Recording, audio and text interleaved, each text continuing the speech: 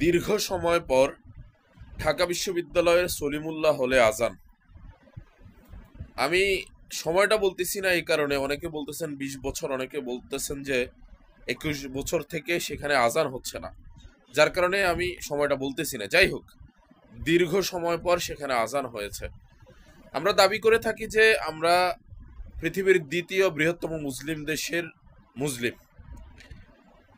আমাদের এই দেশটাকে আমরা পৃথিবীর দ্বিতীয় বৃহত্তম মুসলিম দেশ বলে দাবি করি, কিন্তু এই দেশের মধ্যে কোনো একটা জায়গায় আজান নিষিদ্ধ থাকবে, সেখানে আজান দিলে কঠিন পরিস্থিতির মুখোমুখি হতে হবে, এরকম কি আমরা চিন্তাও করতে পেরেছি?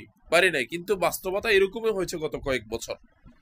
আমরা এইরকম পরিস্থিতির উত্থান বাংলাদেশে আর দেখতে চাই না। ইদানিংকালে আমরা দেখতে পাচ্ছি যে তাদেরই ক্যারেক্টার হোল্ডার একটা দল নতুন করে আবার তাদের রূপে আসতে চাচ্ছে বাংলাদেশের ক্ষমতায়। হতে দেওয়া যাবে না, তাদেরকে ক্ষমতায় আসতে দেওয়া যাবে না। যারা আওয়ামী লীগের ক্যারেক্টার হোল্ডার, ওদেরকে আমাদেরকে সিদ্ধান্ত নিতে হবে। আমরা যেহেতু ইসলাম প্রিয়, এই দেশটা মুসলিম দেশ, এদেশে ইসলামিক মতাদর্শকেই প্রতিষ্ঠিত করতে হবে।